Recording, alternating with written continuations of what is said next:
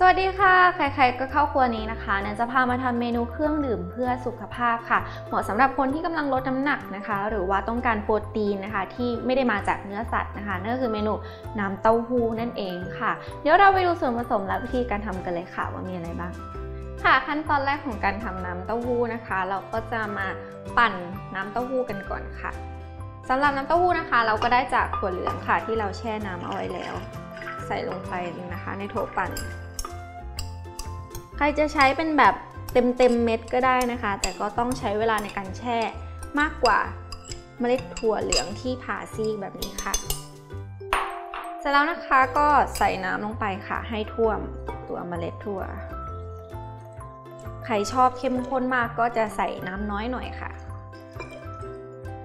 โอเคประมาณนี้นะคะแล้วเราก็ปั่นให้ละเอียดเลยค่ะ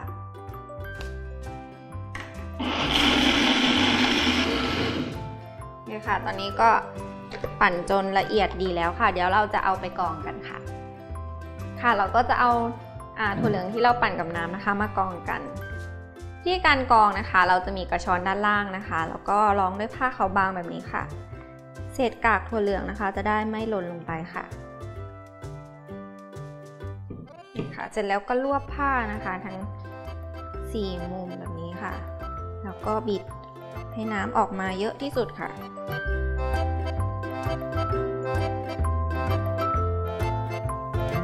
โอเคค่ะพอน้ำออกจนหมดแบบนี้แล้วนะคะเราก็จะเอา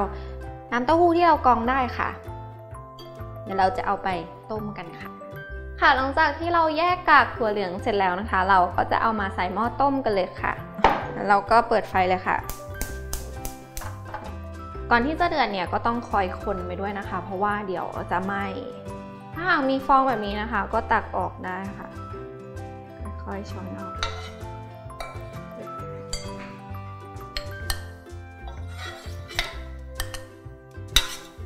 ค่ะตอนนี้น้ำเต้าหู้นะคะก็เดือดแล้วค่ะเราจะเพิ่มความหวานด้วยน้ำตาลนะคะสำหรับใครที่ไม่ทานหวานนะคะจะไม่ใส่ก็ได้นะคะ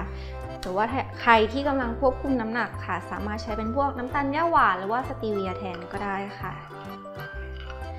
พอน้ำตาลละลายนะคะแค่นี้ก็เสร็จเรียบร้อยแล้วไปจัดใส่ถ้วยเสิร์ฟได้เลยค่ะ